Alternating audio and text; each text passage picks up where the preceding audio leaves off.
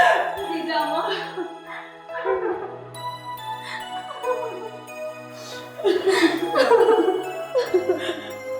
खामोरी दिया जीजा अम्मा न रो दिया न रो। जीजा अम्मा तू भी तो रोई थी ना। बस कर मुझे दिए बस कर।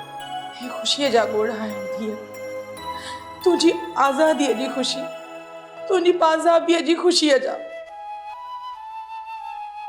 जीजा अम्मा वो मुसां विड़ंदा हुया। मां ॾिसी वता आहिनि कामोरी दी तुंहिंजे चेहरे ते ज़ख़्मनि जा निशान। जीजा मूंखे रबू अगवा कयो हुयो। रबू सालार जो मुख चमचो आहे। इन मुंहिंजे हवेलीअ जी इज़त में हथ विधा आहिनि। न कमीने रबूअ मूंखे फोन भी कई हुई। जीजा तव्हां हुकुम कयो त सालार जी हवेली ऐं उताक जा सिर सिर सां वॼाए अचां। न पुट दोदा तकड़ जी का भी गुंजाइश न आहे। जहिड़ी तरह इन सालार थक हयो आहे न असां भी खेनि अहिड़ी तरह थक हणी होशियारीअ सां मोटंदासीं। जीजा रबूअ खे बेहई जो हिसाब तमामु जल्द ॾियणो पवंदो। ढोलण पुट रबू सालार या संघार सभिनी खे सबक सेखार।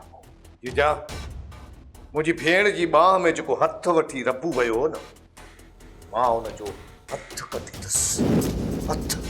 सावल पुट असां उन्हनि जूं टंगूं भञी छॾींदासीं। थोरो सब्र थोरो इंतज़ार छो त सब्र जो फल मिठो हूंदो। जीजा मां हिन रबूअ खे अहिड़ी त सट चाढ़ींदुसि जो मूंखां ज़िंदगीअ जी ख़ैरात पिनंदो। ख़ैरात रबू खां पोइ इन सालार खे बि वॾो धक हणंदासीं जीअं हुनजो दिमाग़ चकराइजी वञे। हा जीजा जेकॾहिं मुंहिंजे वस में हुजे न इन सालार खान ऐं रबूअ जो मथो 4 टुकर कयां ऐं हर टुकर गिजनि अॻियां ईअं उछलायां गिजूं संदसि टुकर टुकर करे खाई वञनि। जा मां हाणे उन्हनि खे सुख सां रहण कोन ॾींदुसि छो त तो दरको न तमान न दहशत जो नाम दहशत जो।